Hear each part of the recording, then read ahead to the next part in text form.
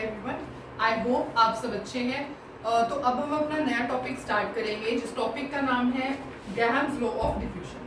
तो Graham's law of diffusion को समझने से पहले हम ये समझते हैं कि डिफ्यूजन वर्ड का मतलब क्या होता है। देखो, डिफ्यूजन जैसे कि सपोज आप किचन के अंदर एंटर करते हो, तो एंटर करते ही आपको जो फूड की स्मेल आती है वो क्यों आती है? बिकॉज जो फूड के पार्टिकल, जो गैस के पार्टिकल्स हैं वो सारे डिफ्यूज हो रखे हैं। डिफ्यूज का मतलब क्या है? ओवरऑल स्प्रेड हो रखे हैं, ठीक है। तो वो क्या होता है? डिफ्यूजन होती है। उस प्रोसेस को हम क्या कहते हैं? डिफ्यूजन। फॉर एग्जांपल जैसे कि सपोज कोई पर्सन एंटर करता है रूम में जिसने परफ्यूम लगाया हुआ है, तो सबको परफ्यूम की स्मेल आती है। वो भी क्या है? वो एक एग्जाम्पल है किसका? डिफ्यूजन का। अब इस चैप्टर के मतलब इस टॉपिक के अंदर हमें एक इफ्यूजन वर्ड भी सीखने को मिलेगा। इफ्यूजन वर्ड का मतलब होता है कि एक छोटे से होल से पास करना।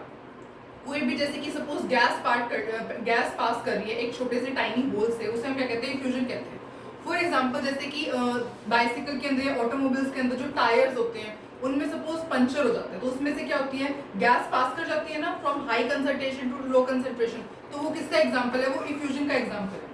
या फिर जैसे कि कोई भी वाटर पाइप होती है, वाटर पाइप के अंदर अगर कोई भी लीकेज हो जाती है या फिर सिलेंडर के अंदर कोई भी लीकेज हो जाती है तो वहां से गैस पास करती है। तो ये एक्चुअली इफ्यूजन जो होता है वो हमेशा डिफ्यूजन के बाद ही होगा। सबसे पहले डिफ्यूजन ही होगा, उसके बाद इफ्यूजन होता है। इफ्यूजन का मतलब एक गैस को ना वो मतलब प्रेशर एक्सर्ट करना पड़ता है हाई कंसंट्रेशन से लो कंसंट्रेशन में ट्रेवल करने के लिए। बिकॉज टाइनी होल है ना, तो इतने अच्छे से नहीं हो पाएगा हाई कंसंट्रेशन से लो कंसंट्रेशन तक का पैसेज। पर डिफ्यूजन के अंदर क्या है? कोई स्पेस की वो नहीं है बिल्कुल। अगर आप रूम में एंटर कर रहे हो, there is a huge amount of space जिसके अंदर गैस के पार्टिकल्स आराम से डिफ्यूज हो सकते हैं। तो चलो अब हम स्टार्ट करते हैं Graham's law of diffusion. Graham's law of diffusion. तो अब हमने डिफ्यूजन और इफ्यूजन की डेफिनेशन तो समझ ली है एग्जाम्पल से। अब हम इसकी डेफिनेशन को लिखते हैं। देखो, डिफ्यूजन का आपको एग्जाम्पल तो समझ में आ गया। अब डेफिनेशन क्या होती है? डेफिनेशन होती है डिफ्यूजन की ग्रेजुअल मिक्सिंग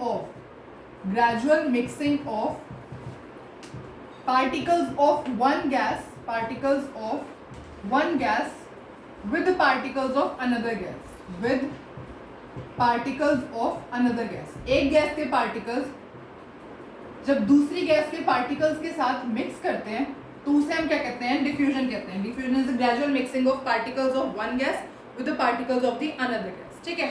अब इसके कुछ पॉइंट्स होते हैं जो हम पॉइंट मेंशन करते हैं। ये हमेशा कहां से कहां होती है? High concentration to low concentration हो। Always from high concentration to low concentration. जहां पे पार्टिकल्स ज्यादा हैं पहले वहां से होगी टू लो कंसंट्रेशन जाएगी, ठीक है। कैसे होती है? या फिर ऐसे भी कह सकते हैं, अगर हाई प्रेशर से, जैसे गैस के लिए हम प्रेशर टर्म यूज करते हैं to low pressure, high pressure से लेकर के लो प्रेशर तक होता है डिफ्यूजन का प्रोसेस, ठीक है। ऐसे होगा जब तक वो इक्वलाइज नहीं हो जाती। सपोज आपके पास एक ये कंटेनर है, ठीक है, यहाँ पे आपने हाइड्रोजन गैस और यहाँ पे सपोज ऑक्सीजन गैस है। अब यहाँ पे क्या है? ये तो इतने अमाउंट में प्रेजेंट है और ये बहुत ज्यादा अमाउंट में प्रेजेंट है, तो ठीक है। अगर आप ये होल कर दोगे तो ये पूरा का होल मत करो, आपने ऐसे कर दिया, ठीक है। तो ये क्या होगा? ये हाई कंसंट्रेशन थी ना, तो ये लो कंसंट्रेशन में मतलब ये तब तक ट्रेवल करेगी जब तक ये पूरे के पूरे इक्वलाइज नहीं हो जाते, ठीक है। जब तक इक्विलिब्रियम की कंडीशन नहीं आ जाती ना, तब तक जो है मॉलिक्यूल्स ट्रेवल करते रहेंगे, ठीक है। हाई प्रेशर से लो प्रेशर या हाई कंसंट्रेशन से लो प्रेशर तब तक ट्रेवल करेंगे जब तक कि इक्विलिब्रियम या फिर इक्वलाइज नहीं हो जाती कंडीशन, ठीक है, दोनों साइड से। अब डिफ्यूजन के लिए तो इतना बहुत है, इसकी डेफिनेशन समझ ली, इसका एग्जांपल भी समझ लिया है। अब हम स्टार्ट करते हैं इफ्यूजन। इफ्यूजन का मतलब क्या होता है? देखो, इफ्यूजन का मतलब पता है, जैसे कि टायर में पंचर हो गया है या फिर सिलेंडर लीक हो गया या फिर कोई भी आपकी पाइप है, वाटर पाइप, उसमें से लीकेज हो रही है। तो इफ्यूजन का मतलब क्या है? इफ्यूजन का मतलब होता है process of forcing a gas to pass from a tiny hole. इसका मतलब होता है कि जब एक गैस को फोर्स किया जाता है कि वो पास हो किससे? एक टाइनी होल से, ठीक है। ये भी कहां से कहां तक होती है? एक हाई कंसंट्रेशन से लो कंसंट्रेशन में होगी। सपोज आपने दो ऐसे कंपार्टमेंट्स बनाए हुए हैं और यहाँ पर क्या है? छोटा सा होल है। अब यहाँ पे कंसंट्रेशन बहुत ज्यादा हाई थी और यहाँ पे लो है, तो ये क्या होगा? ये वाली गैस इस होल में से पास करेगी। अब गैस तो पास करना चाहती है कि वो मतलब आराम से डिफ्यूजन जैसे होता है आराम से, पर ये टाइनी होल है तो इसमें अब एक एक करके ही नंबर आएगा, पहले एक मॉलिक्यूल जाएगा फिर दूसरा, फिर इस तरीके से ये टाइनी होल से, तो इसलिए forcing a gas, process of forcing a gas to pass from a tiny hole, ठीक है, एक से दूसरे तक। अब यहाँ तक हम समझ चुके हैं कि डिफ्यूजन का मतलब क्या होता है और इफ्यूजन का मतलब क्या होता है। देखो आपको टर्म समझ में आना बहुत जरूरी है, अदरवाइज तो इस टॉपिक में थोड़ी बहुत ही न्यूमेरिकल्स होते हैं, ठीक है। तो अब हम स्टार्ट करते हैं हमारा आगे का। देखो अब सपोज ग्राहम्स लो, ग्राहम्स जो साइंटिस्ट थे जो इन्होंने जिसने ये लॉ दिया था, ग्राहम्स लो देखते हैं। अब सबसे पहले डिफ्यूजन का मतलब समझ में आ गया, इफ्यूजन का मतलब समझ में आ गया। ग्राहम्स लो ये कहते हैं under similar condition, under similar conditions of temperature and pressure, temperature and pressure जब आपने सेम लिया हुआ है, under similar conditions of temperature and pressure, जो रेट होगा ना डिफ्यूजन का, रेट ऑफ डिफ्यूजन या फिर effusion is inversely proportional to square root of the density.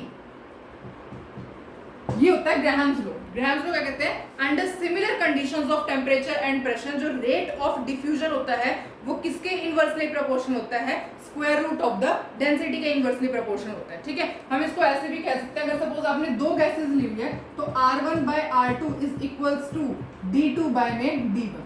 Suppose R1 rate है एक गैस का, रेट ऑफ डिफ्यूजन एक गैस का, R2 क्या है, rate of diffusion of another gas, तो इनकी डेंसिटी जो है इस तरीके से, हम अगर दो गैसेस आप ले रहे हो तो ग्राहम्स लॉ इस तरीके से हम लिख सकते हैं, ठीक है, ग्राहम्स लॉ।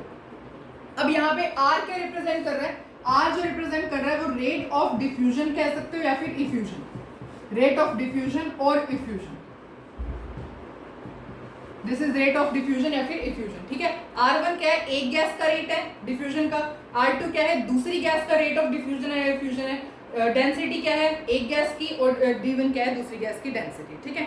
अब ये हो गया ग्राहम्स लॉ ऑफ डिफ्यूजन। अब जो हमारे पास इसके फॉर्मूलेज होते हैं जो कि जनरली न्यूमेरिकल में यूज किए जाते हैं, हम वो देखते हैं। देखो एक ही फॉर्मूले से हम दो तीन फॉर्मूलेज को डिराइव करेंगे। अभी हमने लिखा है R is inversely proportional to density, जिसे मैं D से रिप्रेजेंट कर रही हूँ, R is inversely proportional to density लिखा है। अब आपको याद हो कि हम क्या कहते हैं, PM is equals to DRT, PM is equals to DRT, हमने रिलेशन स्टडी किया था ना लास्ट वीडियो के अंदर, PM is equals to DRT। अब हमने ग्राहम्स लॉ के अंदर पढ़ा है कि प्रेशर और टेम्परेचर तो कांस्टेंट होते हैं, ग्राहम्स लॉ के अंदर प्रेशर और टेम्परेचर कांस्टेंट होते हैं, और R तो एक कांस्टेंट होता ही है, ये कॉमन, R तो एक कांस्टेंट होता ही है। अब देखते हैं क्या बनेगी, M देखो हमने डेंसिटी की वैल्यू निकालनी है, यहाँ से density is equals to PM by में RT, पर हमें पता है P, R और T तो कांस्टेंट है, तो ये तो हम डायरेक्टली M के इक्वल हो गया ना, जब ये सारे के सारे कांस्टेंट है, जब P, T और R कांस्टेंट है तो डेंसिटी है मोलर मास के डायरेक्टली प्रोपोर्शनल होगी, तो हम इसको ऐसे भी कह सकते हैं कि R is inversely proportional to square root of M।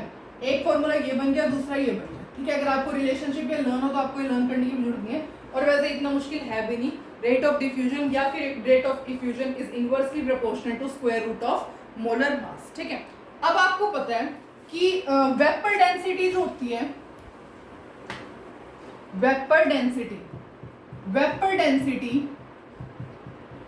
Is equal to molar mass divide by में 2, ये होता है vapour density is equal to molar mass divide by में 2।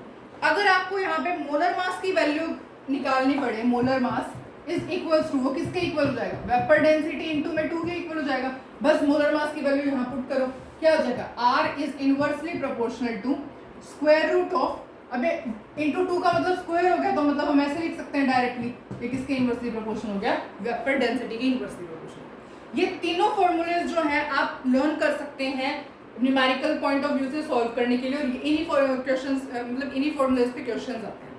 अब एक और मेजर इंपॉर्टेंट फॉर्मूला है जो कि हम लर्न कर सकते हैं। अब देखो ये तो है एक गैस के लिए, जब आपका एक गैस गिवन होगी ना तो आप रेट ऑफ डिफ्यूजन या रेट ऑफ इफ्यूजन इससे निकाल सकते हैं। पर अगर आपके पास दो गैस गिवन है तो आप कैसे लिखेंगे, RA बाय में RB is inversely proportional to MB by में MA। ये फॉर्मूला कब है, जब आपकी दो गैस गिवन है। RA क्या है, रेट ऑफ डिफ्यूजन या rate of effusion of gas A, RB is rate of diffusion या rate of effusion of gas B, MB is molar mass of gas B, and M A is molar mass of gas A. ठीक है, हम इस तरीके से use कर सकते हैं। या फिर अगर आपको इसके केस में भी निकालना हो तो आर ए बाय में R B is equal to square root of vapour density of gas B divide by में vapour density of gas A. ठीक है, हम ये फॉर्मूला भी यूज कर सकते हैं, vapour density of gas A divide by vapour density of gas, vapour density of gas B divide by vapour density of gas A. I think आपको इतना समझ में आया। तो अब हम क्वेश्चंस प्रैक्टिस करते हैं। ठीक है, अब हम क्वेश्चंस ट्राई करेंगे ग्राहम्स लॉ ऑफ डिफ्यूजन के। So let's write the question. Now first question ये है आपका कि आपको कैलकुलेट करना है, रेशियो कैलकुलेट करना है diffusion of helium and CH4। ठीक है, कैसे कैलकुलेट करेंगे? सबसे पहले हमने अभी फॉर्मूला देखा है, आपको दो गैसेस दी हुई हैं, तो RA बाय में RB will be equal to square root of MB by में MB।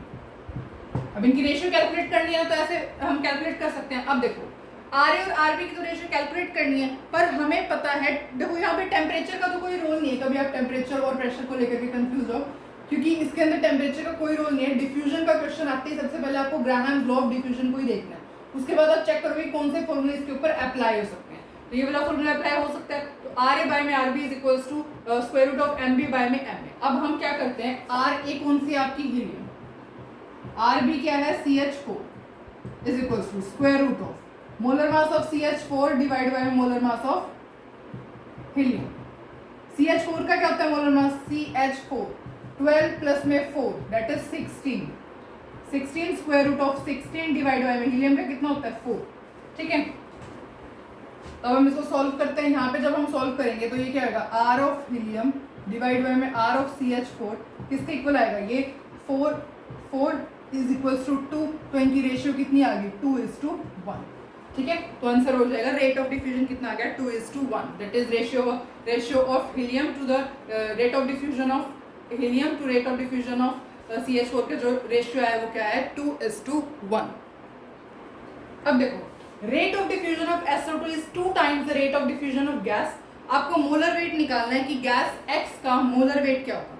अब यहाँ से हम देख रहे हैं rate of diffusion of SO2 मतलब rate of diffusion of SO2, बस जैसे लिखा है ना वैसे लिखते जाओ। Rate of diffusion of SO2 is मतलब इक्वल टू का साइन 2 टाइम्स का मतलब 2 multiply rate of diffusion of gas X। हमने ऐसे किया X ऐसे लिखो, ठीक है, और ये मल्टीप्लाई है, कभी X लिखो, आप ऐसे लिख लो 2 into RX। ठीक है, हमने क्या किया, rate of diffusion of SO2, rate of diffusion of SO2 is मतलब इक्वल टू का साइन 2 into में 2 टाइम्स का मतलब into the rate of diffusion of gas X मतलब rate of diffusion of gas X। ठीक है, अब हमें क्या निकालना है, मोलर वेट निकालना है। तो हमें एक फॉर्मूला पता है, R of SO2 divide by में R of X is equals to molar mass of X divide by molar mass of SO2। अब इसको सॉल्व करते हैं। देखो X का तो हमें पता नहीं कितना होता है मोलर मास, SO2 का देखते हैं। SO2 32 प्लस 2 इंटू में इसका आंसर आएगा आपका 64। ठीक है, ये आ जाएगा यहाँ पे 64। अब यहाँ पे आपको 64 आया, अब 64 को कैसे सॉल्व करोगे। अब देखो ये RSO2 है, RSO2 किसके इक्वल है 2RX के इक्वल है, तो RSO2 की जगह मैं 2RX लिख सकती हूँ, 2RX is equals to R by X। ठीक है, अब इसको सॉल्व करते हैं। देखो अब हमारे पास ये आ गया, इसको हमें सॉल्व करना है फर्दर। तो इसको जब हम सॉल्व करेंगे तो RX से RX कैंसिल हो गया, क्या होगा 2 is equals to square root of MX upon में 64, स्क्वेयरिंग बोथ साइड। अब हम करेंगे स्क्वेयरिंग बोथ साइड ताकि स्क्वायर रूट हट जाए ना, तो 2 का स्क्वायर और स्क्वायर रूट कैंसिल हो जाएगा यहाँ पे, तो क्या हो जाएगा MX डिवाइड बाय में 64, तो 4 is equals to MX divide by में 64 मतलब कि 4 इंटू में 64 is equals to MX। I think इसका आंसर 256 आएगा। ठीक है, इसको मल्टीप्लाई करके देख लेना, तो ये क्या हो जाएगा आपका मोलर वेट हो जाएगा किसका X का। इस तरीके से आप बस आप स्टेटमेंट पढ़ो, वैसे ही लिखो, इसके न्यूमेरिकल्स बहुत ज़्यादा इजी होते हैं। ठीक है, अब हम नेक्स्ट न्यूमेरिकल डिस्कस करते हैं।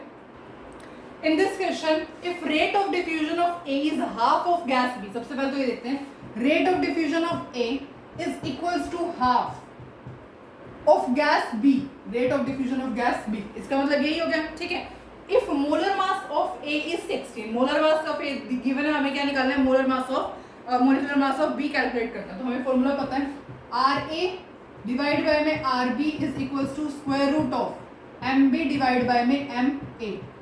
अब आर ए किसके इक्वल है, हाफ ऑफ आर बी, ऐसे लिख सकते हैं हम इसको, यहां देखते हैं, half of R B divide by में आर बी, ठीक है, is equals to square root of M B का तो हमें कैलकुलेट करना है, molar mass of molecular mass M B B का तो कैलकुलेट करना है, ए का गिवन है आपको 16, यहाँ 16 लिखोगे। अब इसको सॉल्व करते हैं, हाफ इंटू में आर बी डिवाइड बाय में आर बी, कितना हो जाएगा, इंटू में 1 by R B, that is equals to 1 by 2, ये आ जाएगा 1 by 2 is equals to square root of M B by में 16। अब हम इसको स्क्वायर करना पड़ेगा, स्क्वायरिंग बोथ साइड, स्क्वायरिंग जब आप बोथ साइड करोगे, स्क्वायरिंग बोथ साइड, तो आपके पास क्या आएगा, 1 by 4 is equals to M B divide by में 16, तो 16 अपॉन में 4 is equals to M B, यहाँ से आप कह सकते हो 4, तो आपका जो मोलिकुलर वो हो गया वो क्या होगा, मोलिकुलर मास ऑफ बी कितना आ गया, 4, ठीक है। इस तरीके से हम सोल्व कर सकते हैं। पहले हमने पहले तो जो स्टेटमेंट लिखी थी R A is equals to वो लिख दिया, उसके बाद जो हमने फॉर्मूला यूज करना है वो आर ए को हम क्या लिख सकते हैं, हाफ इंटू में आर बी, तो हमने हाफ इंटू में आर बी लिख दिया, आर बी ऐसे ही square root of M B हमें कैलकुलेट करना है, एम ए क्या गिवन है हमें 16 गिवन है, 16 बस इसके आगे तो हमने मैथ्स के अकॉर्डिंग ही सॉल्व किया, ठीक है, स्क्वायरिंग बोथ साइड किया, and the molecular mass of B is 4, ठीक है। अब देखो इस क्वेश्चन के अंदर आपको ये बताना है कि कौन सी गैस फास्टर डिफ्यूज होगी, हीलियम, SO2, कार्बन डाइऑक्साइड या फिर N2। हमें पता है rate of diffusion is inversely proportional to square root of molar mass, ठीक है, हमें ये पता है ना, रेट मतलब कि जिसका मोलर मास कम उसका रेट ऑफ डिफ्यूजन उतना ही ज्यादा। अब सबसे पहले सबके मोलर मास निकालते हैं, हीलियम का कितना होगा 4, SO2 का कितना होगा 64, CO2 का कितना होगा 12 प्लस में 2 इंटू में दिस इज, ठीक है, 40, और नाइट्रोजन का कितना होगा 20। अब आप आराम से बता सकते हो, यहाँ पे 44 आएगा, सॉरी कार्बन डाइऑक्साइड का 44, ठीक है। अब आप आराम से बता सकते हो कि किसका मोलर मास सबसे कम है, हीलियम का मोलर मास सबसे कम है। मोलर मास सबसे कम मतलब कि रेट ऑफ डिफ्यूजन ज्यादा, और क्वेश्चन में यही पूछा है कि कौन सी गैस सबसे फास्टर डिफ्यूज करेगी, तो कौन सी करेगी, answer will be helium. Helium gas जो है सबसे फास्टर डिफ्यूज करेगी, बिकॉज हीलियम का जो मोलर मास है वो सबसे कम है, ठीक है। अब देखो हम बहुत सारे और भी फॉर्मूलेज डिस्कस करते हैं। देखो रेट का क्या मतलब होता है, रेट का मतलब होता है change in quantity divide by में टाइम, कि कोई क्वांटिटी कितने टाइम में चेंज कर रही है उसे हम रेट कहते हैं, ठीक है। तो हम रेट को ही देखेंगे कि रेट को हम वॉल्यूम, मोल्स या फिर डिस्टेंस, प्रेशर के टर्म्स में कैसे वो कर सकते हैं। देखो R इज इक्वल्स टू, ये ऐसे कह सकते हैं, volume of gas diffuse, volume of gas diffuse divide by में टाइम। वॉल्यूम कितनी वॉल्यूम ऑफ गैस डिफ्यूज उससे डिवाइड बाय में टाइम करेंगे तो हमारे पास रेट आ जाएगा। या फिर हम ऐसे कह सकते हैं will be equal to V by T, मतलब कि वॉल्यूम डिवाइड बाय टाइम हो जाएगा। या फिर हम ऐसे कह सकते हैं कि अगर आपके पास दो गैस गिवन हो तो RA डिवाइड बाय में RB is equals to V1 by T1 divide by में V2 बाय में T2, ऐसे भी कह सकते हैं, ठीक है। तो ये फॉर्मूला भी जो है यूज किया जा सकता है अगर आपको वॉल्यूम के केस में क्वेश्चन को सॉल्व करना है। अब हम सेकंड लिखते हैं मोल्स के केस में।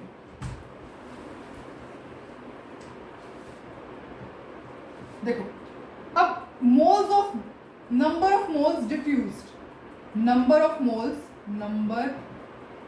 Of moles diffused divide by में टाइम क्या होगा, रेट हो जाएगा। इसको हम और कैसे लिख सकते हैं, that is equals to N by T. अगर आपको दो गैसेस गिवन है RA by RB is equals to N1 divide by में T1 अपॉन में N2 डिवाइड बाय में T2। अगर आपको नंबर ऑफ मोल्स के केस में पूछा गया तो हम ये वाला फॉर्मूला अप्लाई कर सकते हैं, ठीक है। अब सपोज प्रेशर है, प्रेशर की टर्म्स में अगर आपसे पूछा हुआ है तो प्रेशर अप्लाइड ऑन गैस, कितना प्रेशर आप गैस के ऊपर अप्लाई करोगे, will be equal to P divide by में T हो जाएगा, प्रेशर डिवाइड बाय में टाइम हो जाएगा, है ना, P डिवाइड। अब अगर आपको दो गैसेस गिवन हो तो RA डिवाइड बाय में R1 is equals to P1 divide by में T1 अपॉन में P2 डिवाइड बाय में T2। अगर आपको प्रेशर गिवन हो तो आप ये वाला फॉर्मूला यूज कर सकते हैं, ठीक है। अब अगर डिस्टेंस की फॉर्म में हमें गिवन है, distance travelled by the gas, अगर डिस्टेंस ट्रेवल्ड बाय गैस की फॉर्म में हमें गिवन है तो किसके इक्वल हो जाएगा, वो डी बाई टी के इक्वल हो जाएगा। मतलब डिस्टेंस जिसने गैस ने जितना डिस्टेंस ट्रेवल किया डिवाइड बाय में टाइम, ठीक है, वो किसके इक्वल होगा, that is equals to R. अगर आपको दो गैसेस के निकालना हो तो R A by R B is equals to L1 divide by में T1 अपॉन में L2 डिवाइड बाय में T2। अगर कंफ्यूजन ना हो तो यहाँ D को सपोज आप क्योंकि ऐसे भी समझ सकते हैं कि डेंसिटी हो तो यहाँ पे L कंसीडर कर लिया हमने, ठीक है। L लेंथ से हमें पता लग जाएगा कि वो क्या है, डिस्टेंस ही है, तो लेंथ, ठीक है। इस तरीके से जो है हम बहुत सारे फॉर्मूलेज यहाँ से भी अप्लाई कर सकते हैं। अब हम एक क्वेश्चन सॉल्व करते हैं। अब इस क्वेश्चन के अंदर 20 millilitre of hydrogen gas diffuse through a hole in 10 seconds. Calculate volume of oxygen gas diffuse through same hole in 15 seconds. देखो अब हमें हाइड्रोजन और ऑक्सीजन दो गैसेस गिवन है, ठीक है। अब हम देखते हैं, देखो हमें एक फॉर्मूला पता है आर ए डिवाइड बाय में R B, rate of gas diffusion of gas A divide by में rate of diffusion of gas B. अब यहाँ पे क्या गिवन है, आपको टाइम गिवन है और आपके पास वॉल्यूम गिवन है ना, वॉल्यूम गिवन है तो आप कौन सा फॉर्मूला यूज करोगे, वी वाला फॉर्मूला यूज करोगे ना। हमने अभी डिस्कस किया था V1 डिवाइड बाय में T1 is equals to V2 divide by में T2, ये वाला फॉर्मूला यूज करोगे। अब आपको एक और चीज गिवन है, आपको यहाँ पे टाइम तो चलो गिवन है ही, आपको यहाँ मोलर मास भी गिवन है। मोलर मास हाइड्रोजन का और ऑक्सीजन का मोलर मास हम कैलकुलेट कर सकते हैं, तो ये किसके इक्वल होता है, under root of M2 divide by में M1 इसके इक्वल हो जाएगा। बस अब आपको कुछ नहीं करना, वैल्यूज पुट करनी है, उसके बाद आपका आंसर आ जाएगा। ये किसके लिए है, ये आपका है हाइड्रोजन के लिए या फिर हीलियम के लिए, और ये किसका है, ये आपके पास ऑक्सीजन का है। तो बस हमने अब इसमें वैल्यू पुट करते हैं। V1 क्या गिवन है आपको, V1 इज 20 डिवाइड बाय में T1 क्या गिवन है 10 अपॉन में V2 क्या गिवन है, वॉल्यूम तो हमें कैलकुलेट करना है, V2 टाइम कितना है 15 सेकंड में, is equals to under root of mass of 2 कितना है, ऑक्सीजन का कितना होगा मोलर मास 32 अपॉन में हीलियम का कितना होगा 4। तो यहाँ से V की वैल्यू आप आराम से कैलकुलेट कर सकते हो। कैसे कैलकुलेट होगी V की वैल्यू, 20 डिवाइड बाय 10 तो ये हो गया 2 हो गया, 2 डिवाइड बाय में V2 ऐसे लिखो 2 डिवाइड बाय में V2 अपॉन में 15 is equals to under root of 32 divide by में 4। तो 2 into 15 is equals to V2 is equals to under root of 32 divide by में 4, ठीक है। अब स्क्वायरिंग करें तो 2 इंटू में 15 डिवाइड बाय में V2 का होल, इसका एक्चुअली स्क्वायरिंग करने का कोई भी फायदा नहीं होने वाला, बिकॉज यहाँ पे ना V2 के ऊपर स्क्वायर आ जाएगा, तो फिर वो इसका स्क्वायर नहीं करते हम। 30 डिवाइड बाय में V2 लिखते हैं, 30 divide by V2 is equals to 2√2 हो जाएगा जब आप इसको सॉल्व करोगे। उसके बाद आपको क्या करना है, V2 will be equal to 30 divide by में 2√2, ये 15 बाय √2 आ गया, तो इसके अंदर आपका आंसर क्या आ जाएगा, V2 is equals to 15 divide by में √2, 15 डिवाइड बाय में √2 इज द आंसर। अब नेक्स्ट क्वेश्चन करने से पहले हम एक और फॉर्मूला लिखते हैं। देखो RA किसके इक्वल होता है, अभी हमने देखा है इज इक्वल्स टू MA इस तरीके से इक्वल होता है, पर अगर आप प्रेशर के टर्म्स में लिखना चाहो तो यहाँ पे क्या आ जाएगा PA। सपोज ये गैस A के लिए और गैस B के लिए क्या है MB, ये गैस A के लिए और ये गैस B के लिए। अब आप अगर दोनों को कंबाइन करोगे तो क्या होगा, RA डिवाइड बाय में RB is equals to PA divide by में PB इनटू में, देखो PA डिवाइड, अब आपने क्या किया, इनको इक्वेट कर रहे हो आप। जब आप PA डिवाइड बाय PB करोगे तो यहाँ क्या आएगा, अंडर रूट ऑफ, ऐसे लिख लो simple, under root of MB divide by में MA। तो अब ये वाला फॉर्मूला भी यूज कर सकते हो। अब जो हम न्यूमेरिकल करेंगे ना उसके अंदर यही वाला फॉर्मूला यूज होगा, तो आप इस फॉर्मूले को भी यूज कर सकते हो क्वेश्चन सॉल्व करने के लिए। अब आपको एक बात और पता है कि PV किसके इक्वल होता है, nRT के इक्वल होता है।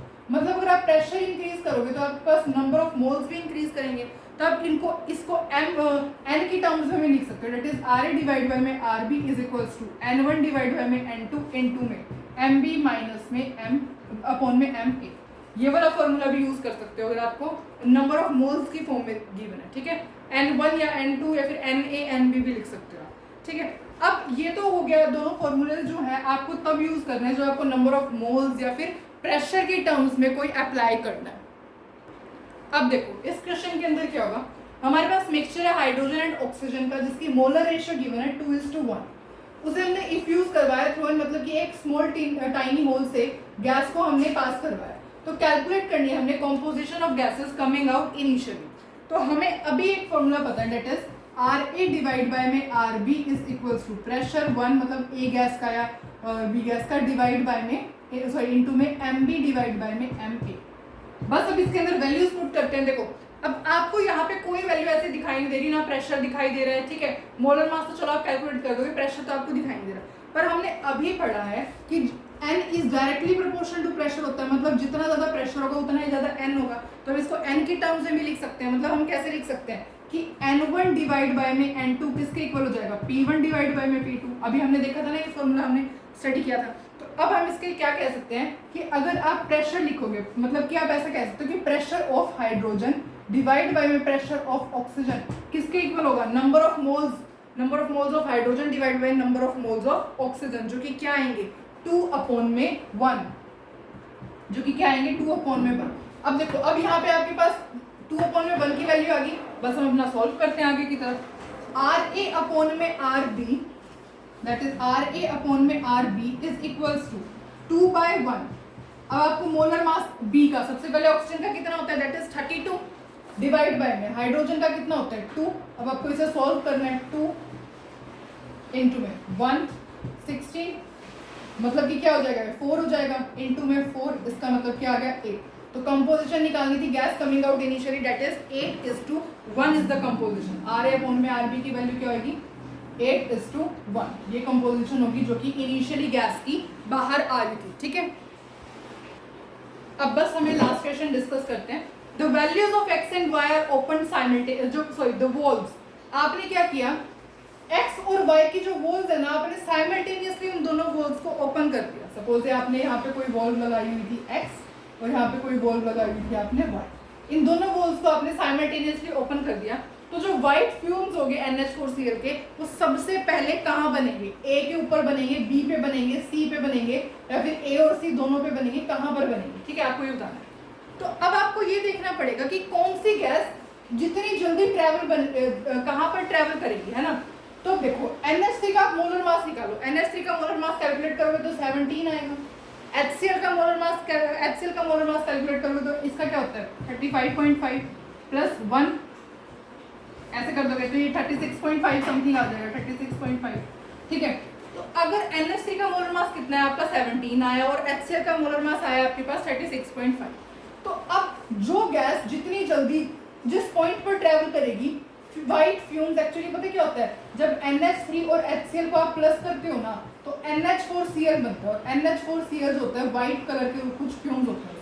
तो बस ये यही पूछना चाह रहे हैं क्वेश्चन के अंदर कि किस पॉइंट पर NH4Cl के व्हाइट फ्यूम्स बहुत ज़्यादा जल्दी बनेंगे। तो हमें पता है कि जो गैस जितनी ज़्यादा जल्दी ट्रेवल करेगी जिस पॉइंट पे, वहाँ पर व्हाइट फ्यूम्स बनेंगे। अब हमें पता है rate is inversely proportional to molar mass. Molar mass के तो रेट इनवर्सली प्रोपोर्शनल होता है, मतलब जिसका मोलर मास जितना ज़्यादा उसका रेट उतना कम।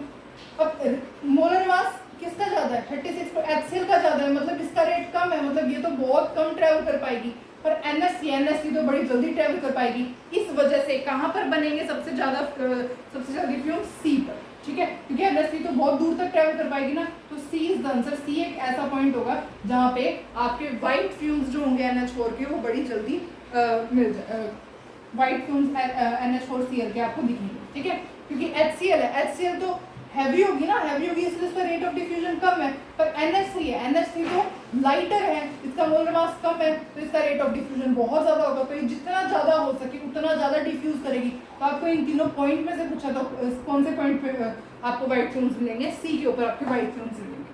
आई होप आपको पूरा लेक्चर अच्छे से समझ में आया। अगर आपको कोई डाउट हो तो आप कमेंट सेक्शन में लिख के बता सकते हैं। ग्राहम्स लॉ ऑफ डिफ्यूजन के अंदर हमने जो डिस्कस करना था हम ऑलरेडी कर चुके हैं, और आप और भी बहुत सारी न्यूमेरिकल्स अपनी तरफ से ट्राई कर सकते हैं। Thank you so much for watching.